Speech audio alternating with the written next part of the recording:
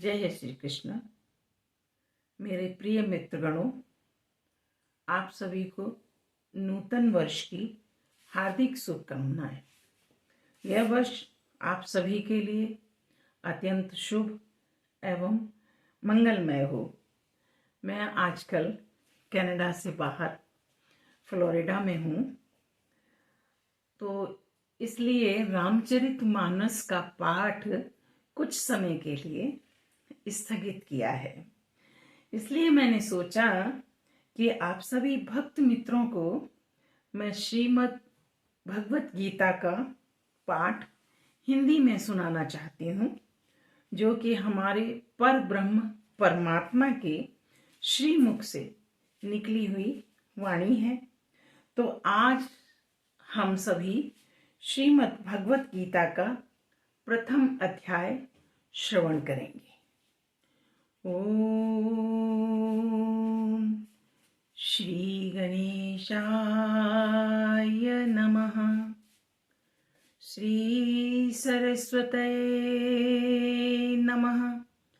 श्रीमते रामानुजाय नमः।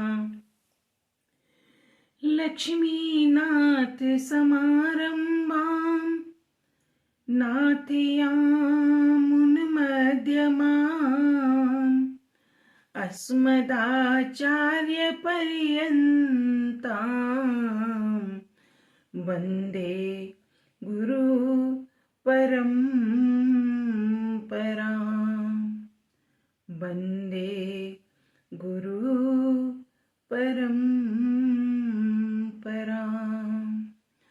राधा मेरी मात है, पिता मेरे घनश्याम।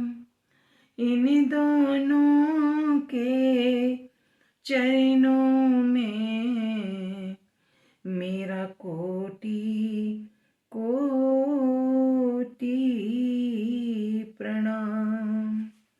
मेरा कोटि कोटि प्रणाम। मित्रगणों, आप सभी को भी जय श्री कृष्ण, जय श्री राधे। धृतराष्ट्र बोले, हे संजय, धर्मभूमि कुरुक्षेत्र में इकट्ठे हुए युद्ध की इच्छा वाले मेरे और पांडु के पुत्रों ने क्या किया? इस पर संजय बोले, उस समय राजा दुर्योधन ने व्यूह रचना युक्त पांडवों की सेना को देखकर और द्रोणाचार्य के पास जाकर यह वचन कहा, हे आचार्य, आपके बुद्धिमान शिष्य द्रुपद पुत्र धृष्टद्युम्न द्वारा व्यूहाकार खड़ी की हुई पांडुपुत्रों की इस बड़ी भारी सेना को देखिए। इस सेना में बड़े बड़े धनुष वाले, युद्ध में भीम और अर्जुन के समान बहुत से शूरवीर हैं, जैसे सात्यकी और विराट तथा महारथी राजा द्रुपद और धृष्टकेतु, चेकितान तथा बलवान काशीराज, पुरजित, कुंतीभोज और मनुष्यों में श्रेष्ठ सैव्य और पराक्रमी युधामन्यु तथा बलवान उत्तमौजा, सुभद्रा पुत्र अभिमन्यु और द्रौपदी के पांचों पुत्र, ये सभी महारथी हैं। हे ब्राह्मण श्रेष्ठ, हमारे पक्ष में भी जो जो प्रधान हैं उनको आप समझ लीजिए। आपके जानने के लिए मेरी सेना के जो जो सेनापति हैं उनको कहता हूँ। एक तो स्वयं आप और पितामह भीष्म तथा कर्ण और संग्राम विजयी कृपाचार्य तथा वैसे ही अश्वत्थामा, विकर्ण और सोमदत्त का पुत्र भूरिश्रवा तथा और भी बहुत से सूरवीर, अनेक प्रकार के शस्त्र अस्त्रों से युक्त, मेरे लिए जीवन की आशा को त्यागने वाले, सब के सब युद्ध में चतुर हैं। भीष्म पितामह द्वारा रक्षित हमारी वह सेना सब प्रकार से अजेय है और भीम द्वारा रक्षित इन लोगों की यह सेना जीतने में सुगम है। इसलिए सब मोर्चों पर अपनी अपनी जगह स्थित रहते हुए आप लोग सबके सभी निसंदेह भीष्म पितामह की ही सब ओर से रक्षा करें। इस प्रकार द्रोणाचार्य से कहते हुए दुर्योधन के वचनों को सुनकर कौरवों में वृद्ध बड़े प्रतापी पितामह भीष्म ने उस दुर्योधन के हृदय में हर्ष उत्पन्न करते हुए उच्च स्वर से सिंह की नाद के समान गर्ज कर शंख बजाया। उसके उपरांत शंख और नगारे तथा ढोल मृदंग और नरसिंहादि बाजे एक साथ ही बजे। उनका यह शब्द बड़ा भयंकर हुआ। उसके अनंतर सफेद घोड़ों से युक्त उत्तम रथ में बैठे हुए श्री कृष्ण महाराज और अर्जुन ने भी अलौकिक शंख बजाए। उनमें श्री कृष्ण महाराज ने पांचजन्य नामक शंख और अर्जुन ने देवदत्त नामक शंख बजाया।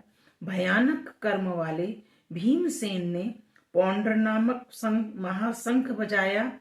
कुंती पुत्र राजा युधिष्ठिर ने अनंत विजय नामक शंख और नकुल तथा सहदेव ने सुघोष और मणिपुष्पक नाम वाले शंख बजाए।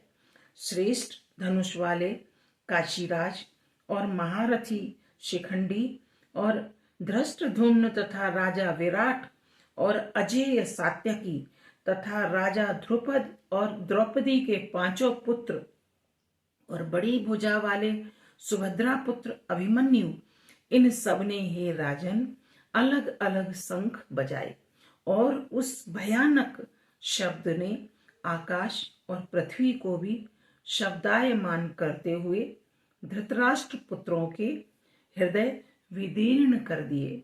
हे राजन, उसके उपरांत कपिध्वज अर्जुन ने खड़े हुए धृतराष्ट्र पुत्रों को देखकर उस शस्त्र चलने की तैयारी के समय धनुष उठाकर ऋषिकेश श्री कृष्ण महाराज से यह वचन कहा, हे अच्युत, मेरे रथ को दोनों सेनाओं के बीच में खड़ा करिए।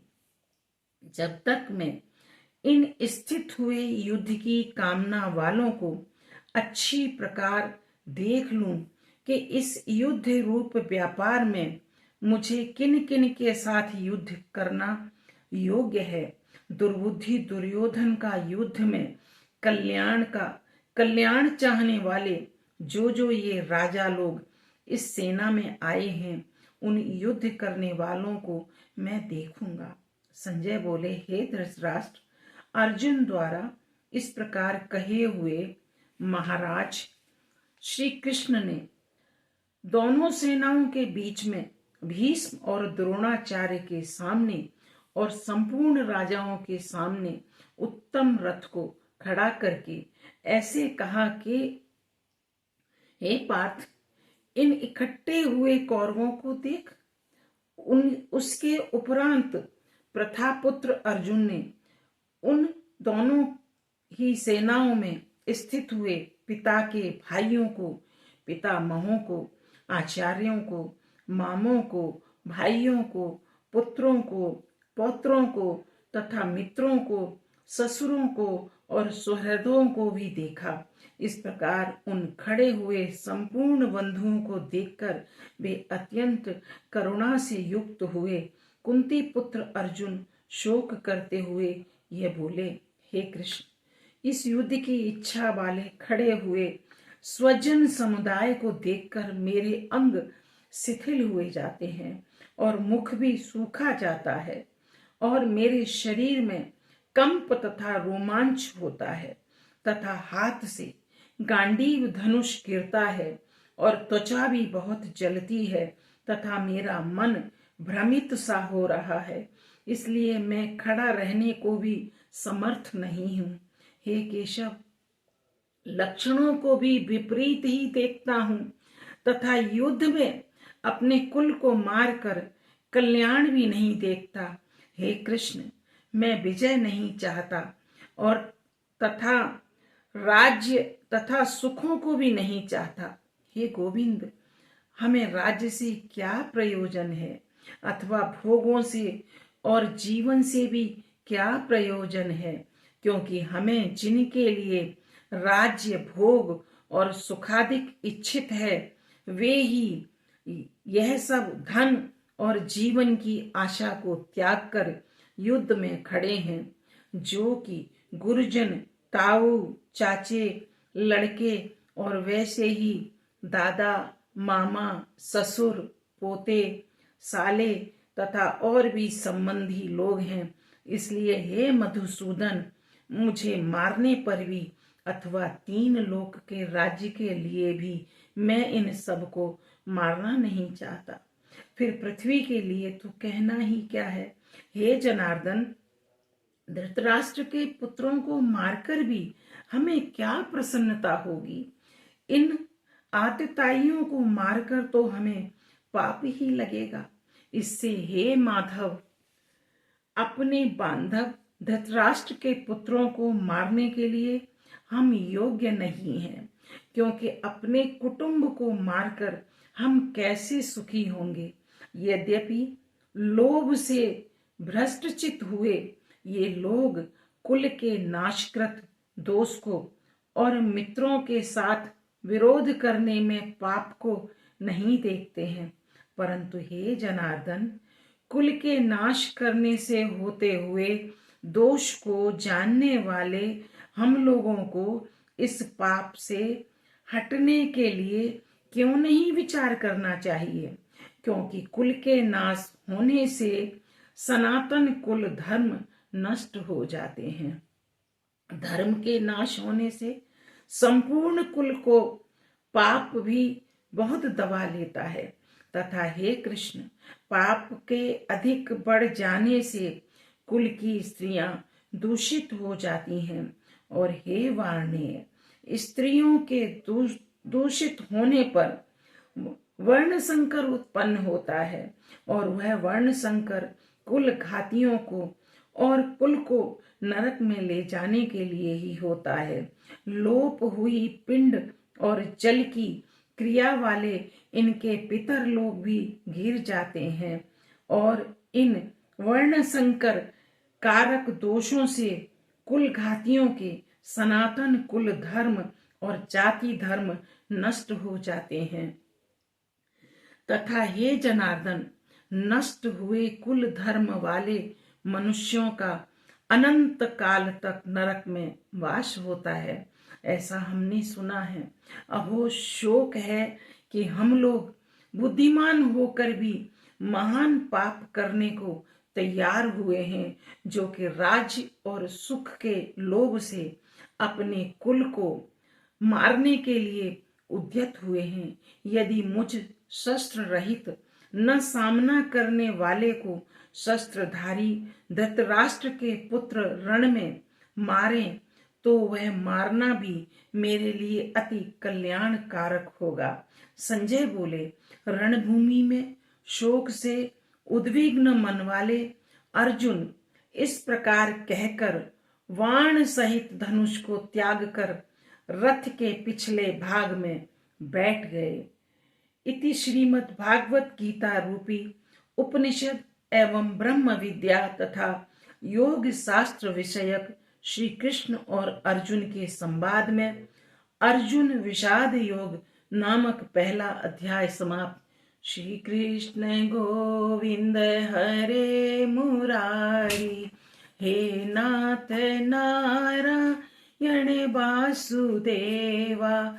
श्री कृष्ण गोविंद हरे मुरारी, हे नाथ नारायण वासुदेवा। श्री कृष्ण गोविंद हरे मुरारी, हे नाथ नारायण वासुदेवा। जय श्री कृष्ण मित्रगणों।